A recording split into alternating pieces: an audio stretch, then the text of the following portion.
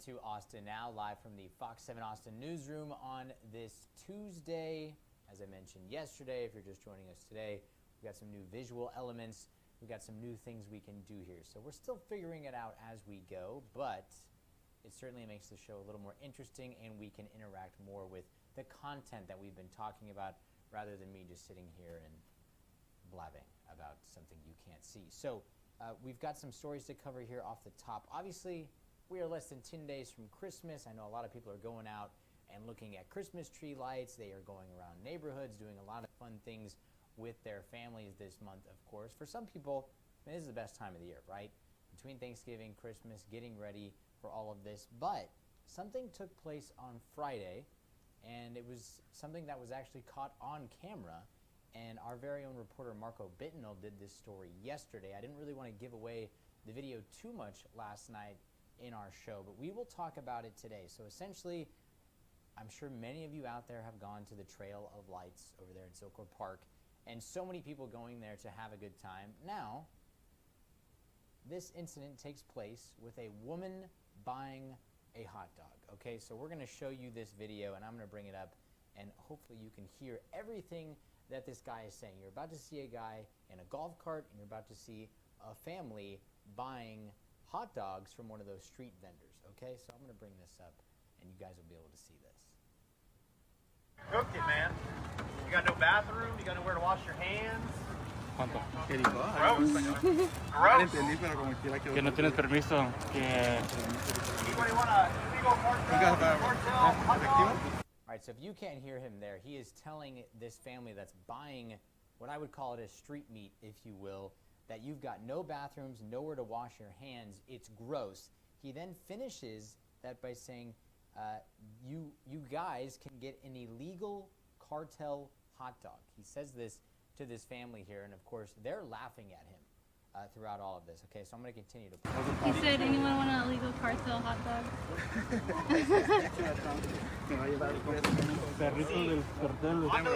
Wow, he just ran him over. Rio, thank you, bro. Todos los días. I'm not trying to mess with you guys, man. But if you stay away from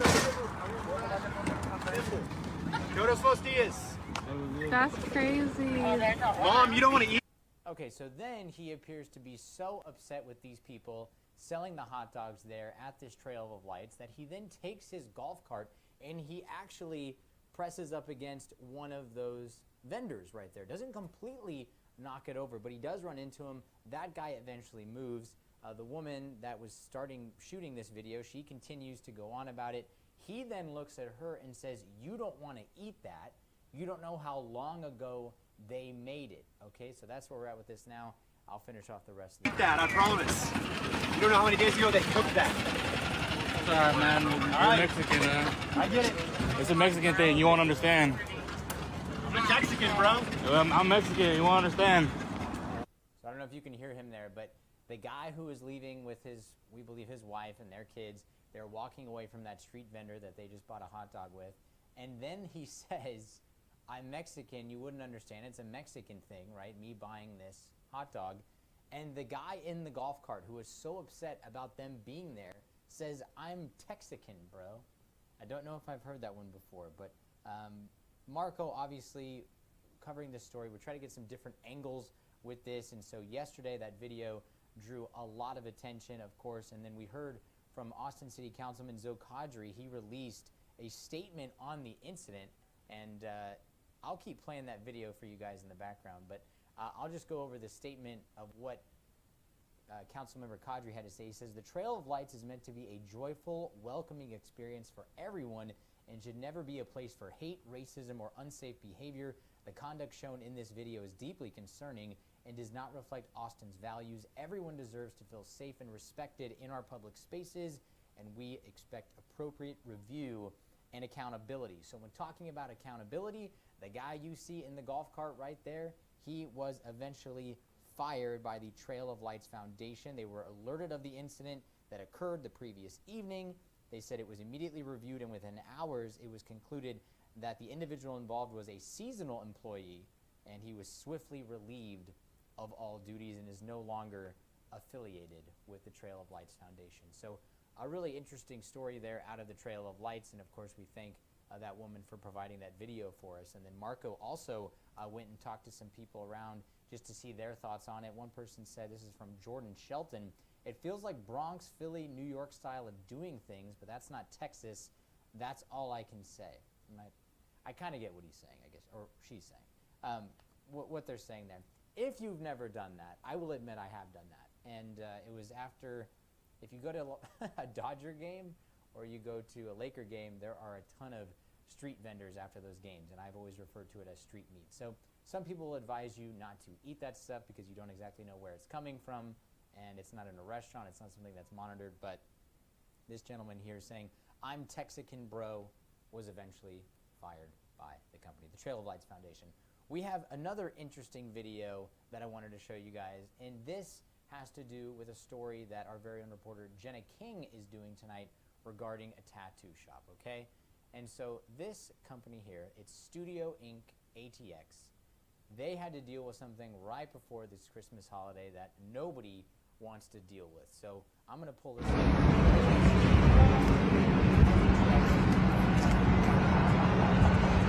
Our driver went from Pete Terry's, and then he slammed over and he hit us. There's that opening there. I mean, this beam basically shattered here. So Jenna goes out and actually talks to the business owner, and he was saying that this is going to take some weeks just to get this thing figured out, and then they can start actually rebuilding. He said, yeah, it looks like an earthquake. This man is Mark Strong. Jenna went and actually talked to him. It looks like an earthquake. I mean, the whole building shakes, broken glass, just everything, right? Domino's, the adjacent business there, confirming with us that their shop will be closed for months since the damage was to its kitchen. So if you regularly visit this Domino's over on East 7th, you're not going to be able to go there for a while. So it was already closed for the night on December 7th when this occurred. APD identified the driver as 47-year-old John Kim, saying he was in the P. Terry's drive-through line before the crash. He was then arrested and booked into the Travis County Jail, charged with driving while intoxicated. So just a terrible thing. Thankfully, no one hurt, because as the owner, Mark Strong, says there was nobody in the shop at the time of this crash happening, thankfully. He says in the comments here, if you look up at his Instagram, a huge thank you for being on the scene ASAP to secure the spot and waiting until 3 a.m. to get the window boarded up and secured. Mark Strong, very thankful, of course, for all the people that have reached out to him. And then there's, again, you can see that truck that ran into, looks like one of those Rivians, I believe they're called, those electrical vehicles. So the person behind it, 47-year-old John Kim, was in the P. Terry's drive-thru, must have been out drinking, and then crashes into this. Thankfully, no one is hurt. Strong says, luckily the tattoo stations weren't affected, just the front lobby, as you can see there. I know there's another part of the video that you'll see in the report that Jenna does, and it is a little confusing at first. I won't show you that video. I don't want to give it away, but there's a mannequin involved, it looks like, and at first glance you may think it's a human. It is not, okay? Mark Strong very happy about this, of course, talking with Jenna. He even posted on his page giving an update, and I'll pull him up. This is him right there, Mark Strong, and he was showing that the windows boarded up. He was saying that actually what may have saved them was this steel beam that he points to down here in the corner as well, and that might have saved the shop from experiencing even more damage. So something you definitely don't want to deal with Christmas right around the corner, but Mark Strong in good spirits as best he can be. So yeah, some interesting things in the Austin area. It seems like there's always something to discuss going on, and just so much happening just within the last 72 hours that we have talked about. We are going to get back to some of that national news that we talked about yesterday regarding the horrific double homicide with Rob Reiner and his wife. Their son Nick in custody now, and he's got a pretty big-time lawyer representing him. We will let you know who that is. We'll give you an update from the Los Angeles District Attorney as well. And then we'll also look at that Brown University shooting, as we are still trying to figure out who this person of interest is. This manhunt still underway. A lot of questions that are to be answered, and a lot of people very concerned over there in Providence, Rhode Island. We'll have all that when we come back after a short break.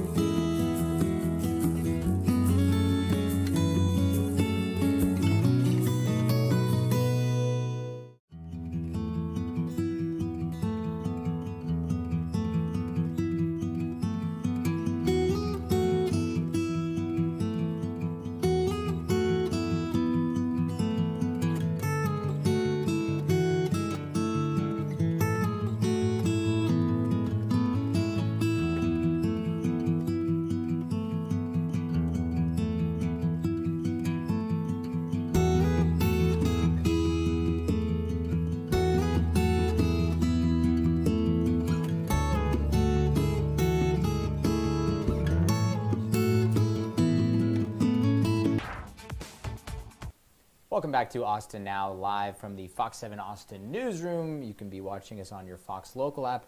You can also watch us on YouTube Live as well. And then after these shows air, if you go to that Fox 7 Austin page and hit the live tab, not just the video tab, but the live tab, you can rewatch episodes as well. So, as I mentioned right before the break, we were going to give you guys an update regarding the late, great film director Rob Reiner, allegedly killed by his son, his wife as well, Michelle. Just horrific news that we got late Sunday. We had been told of a report of a 78-year-old and a 68-year-old woman found dead in Rob Reiner's home. We didn't know if it was Rob Reiner, but we knew with the ages of both people just by a simple Google search that may have been the case.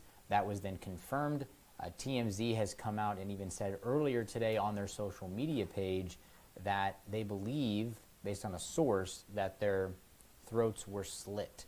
We do know a knife was most likely involved with this, and now the district attorney in Los Angeles making a statement today saying that Nick Reiner, the son, the 32-year-old son of Rob Reiner, is going to be charged with 2 counts of first-degree murder. He spoke earlier today in Los Angeles about 3 o'clock our time, so I'm going to show you guys what that district attorney had to say. Today I'm here to announce that our office will be filing charges against Nick Reiner, who is accused of killing his parents, actor-director Rob Reiner, and photographer-producer Michelle Singer Reiner. These charges will be 2 counts of first-degree murder with the special circumstance of multiple murders. He also faces a special allegation that he personally used a dangerous and deadly weapon, that being a knife. These charges carry a maximum sentence of life in prison without the possibility of parole or the death penalty. No decision at this point has been made with respect to the death penalty. So as you just heard the district attorney say there in Los Angeles, they are going to charge Nick Reiner with 2 counts of first-degree murder regarding his father Rob, his mother Michelle, 78 and 68 years old. And Nick Reiner, according to them, was actually taken into custody, and there was video put out about that as well. I don't have that, but there was video put out. It looked like there was no resistance, and they were saying it was sort of near the USC campus, if you're familiar with that area. No decision on the death penalty there, but they said it would be life in prison without parole. So, who is the defense on the other side? We have a very high-profile attorney. His name is Alan Jackson. No, not the country singer Alan Jackson, but I'm sure many of you out there have seen this man before. He is a high-profile attorney. He has been involved with the Harvey Weinstein case. He has been involved with Kevin Spacey, the actor, and as well as the Karen Reed trial, which some of you who are these, true crime people obviously love a good murder case. So the Karen Reed trial was a big deal as well, and that's basically even where I recognized him from all of these cases as well. As soon as I saw him, I thought, wait, I know that guy. He's actually a UT Austin grad for undergrad, so familiar with the area. So we'll show you guys what Alan Jackson had to say when reporters were trying to talk to him right as he was coming out of the courthouse. So this is from TMZ, Alan Jackson coming out, reporters about to talk to him, trying to figure out where is Nick Reiner. And he will explain why Nick Reiner his is reason not for there. not coming today, I know you talked about it on the elevator, but why is he here? Every inmate has to be medically cleared before they can be transported to court. He has not been medically cleared. It's just a procedural issue. And where's Mr. Reiner now, currently? MCJ, Okay. Vince County Jail. And just to triple confirm, the murder case has not been filed yet. I have not received any filing, and I don't believe the court has received any filing at this point. Have you spoken to your client at all? I'm not commenting any further than what the procedure of the court today is. How was your client's spirits today? He's not here. That's the whole point. He's not here yet. All right, so you can see Alan Jackson being asked questions here about his client, who is Nick Reiner, the 32-year-old that has been charged with 2 counts of first-degree murder, his parents, Rob and Michelle. Alan Jackson coming out saying that Nick Reiner has to be medically cleared from county jail. He's telling reporters he's in the men's county jail. He has to be medically cleared to appear in court. Not the case today. He says it's a procedural issue, And so then reporters asking him how his client's spirits are, and he's like, look, I'm not going to tell you guys anything more than what I've already explained. He's not here. And they continue to ask him questions, and then one reporter over to his right, our left, we'll be back day to day. Is going to ask him that very question. He gets a little Department will take it on a day-to-day I'll let it keep playing, basis, but and you'll see his reaction. Hopefully he'll be cleared tomorrow, and we can get him there. And again, the reason why we're not having it today. Oh my goodness! How many more times do I have to say it? Sorry. 3 more. Eric, why is he not here today? He then asks another reporter. He's not been medically cleared. That's right. Not medically cleared. Correct. Every single inmate goes through a medical clearance before they can be transported to court. Everyone. And that's a process. It's just a procedural issue. And he has not yet been medically cleared. So we'll be there hopefully tomorrow. So that coming from TMZ, as you can see, reporters trying to talk to the defense attorney in this, what is going to be a massive trial, I assume, in terms of following this. Nick Reiner, the 32-year-old, going to be defending him. As I mentioned just a couple minutes ago, Alan Jackson, a big-time attorney. He has represented Harvey Weinstein, Kevin Spacey, Karen Reed in the Karen Reed trial. Just look that up, Karen Reed. There's a lot on that case as well. But just a horrifying situation to be dealt with. A lot of people have reached out on social media and, of course, talking about Rob Reiner, whether that be actors he worked with, people that worked with him in the business, reaching out and saying, look, this guy was, one of the best directors that we have seen in all of movie-making history. When you think about it, all the movies that he had created, A Few Good Men, The Princess Bride, When Harry Met Sally, this is Spinal Tap, of course, getting his start with that as well. And then some people who knew him before that, of course, All in the Family, Meathead, the nickname of him in that show with Archie Bunker as his father-in-law. So certainly when it comes to these high-profile cases, whether it be in Hollywood, Beverly Hills, Los Angeles as a whole, it's going to have a lot of attention. It's going to get a lot of media, as it already is. And with him, Nick Reiner, having a high-profile attorney like this, and Alan Jackson will certainly be someone we see quite a bit involved with this. And just to go back to what the district attorney had to say about this, 2 counts, first-degree murder. They said a knife being used in this. They don't know if they will be asking for the death penalty, but it looks like the maximum sentence on this will be life without parole. Nick Reiner not appearing in court with his attorney Alan Jackson because he's in the Men's County Jail. He said everyone in that Men's County Jail has to go through medical clearance. He did not get cleared. It's a procedural issue. We don't know any more than that. Alan Jackson asked about his client, what kind of mental state he was in. He said he wasn't going to share any of that. Coming up, we're going to talk about this Brown University shooting. That suspect, that manhunt is still underway, and we're going on day 4 now. So we'll talk about that when we come back.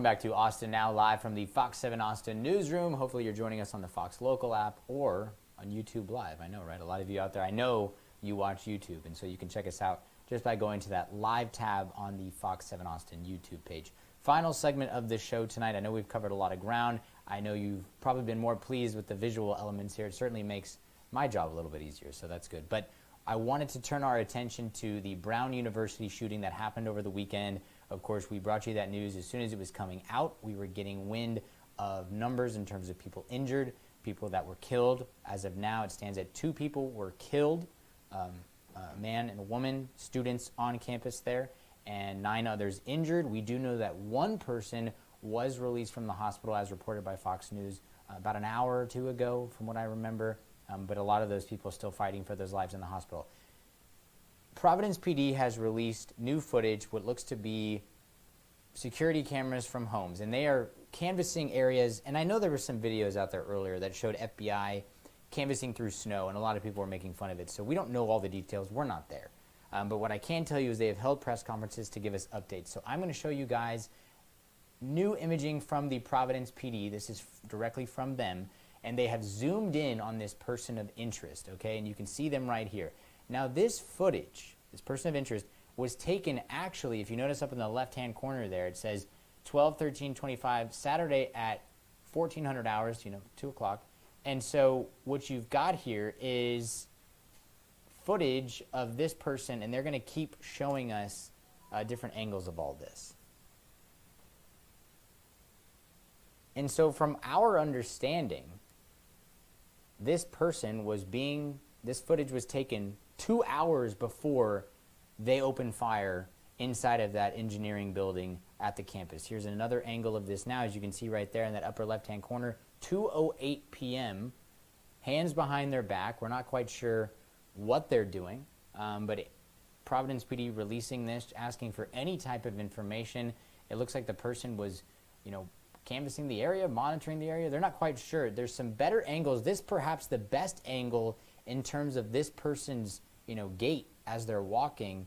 And this is really all they have. I mean, basically in all black. The jacket looks like it has a brown tint to it, but moving quickly there. This was at about an hour, almost an hour later from the first stuff we showed you, but pretty much wearing all black, has gloves. This is from a Ring camera, this person walking in front. So this person's still at large. Now, as we mentioned yesterday, Providence PD did detain somebody based upon tips that they received, and what they said was that they got information, they took this person in, then they released them.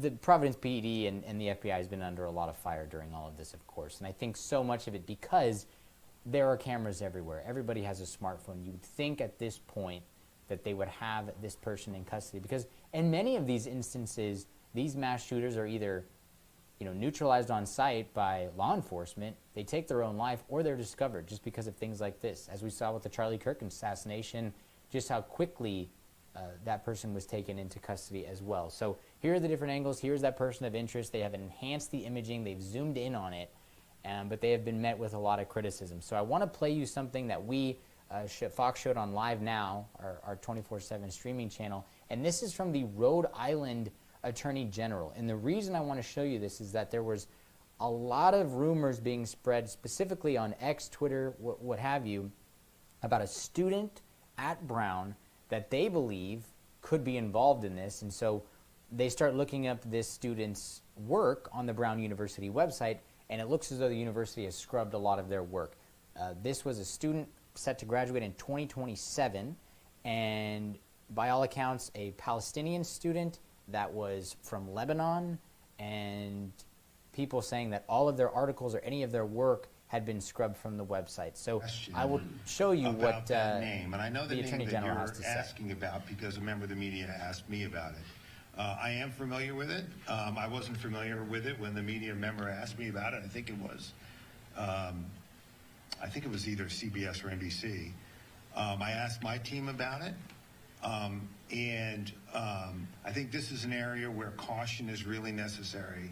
There are lots of reasons why a page might be taken down, particularly if there's chatter out there about, to your question, Amanda, about words that were spoken. It's easy to jump from someone saying words that were spoken to what those words are to a particular name that reflects a motive targeting a particular person, that's a really dangerous road to go down. Really dangerous. If that name meant anything to this investigation, we would be out looking for that person. We would let you know we were looking for that person. You know, again, I think it's just a really dangerous road to go down. I know that in today's age, there are lots of things that people read into things. It's just a dangerous thing to do. And I would leave it to us to identify persons of interest and let us run them down. What the public can do for us today is help us figure out who this guy is. And we hope to have more information out that will help you do that, help us do that.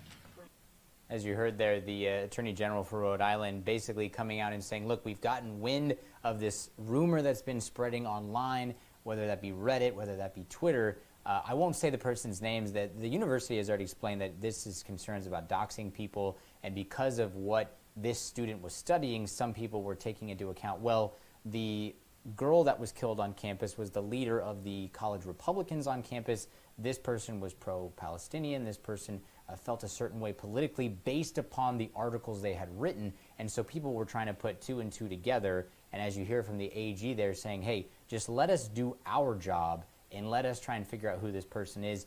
The person of interest I just showed you guys in the video, and I'll show that person again.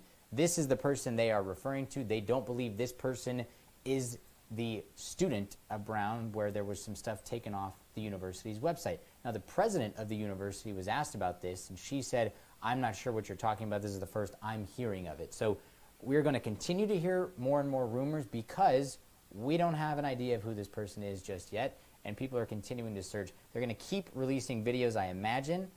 We don't know if this person was a student. We don't know if they needed to have certain access to get into that building. Was there a key card of some sort? So a lot of questions that need to be answered. We will try to get them as best as we can. And as I mentioned, hopefully, like I said, you guys can see things better because of some of the things we've done here. So we're going to wrap up the show tonight. We will see you guys tomorrow night. If you guys have anything you want us to talk about, please reach out to us and we'll show you what we can do. Awesome. Have a good night.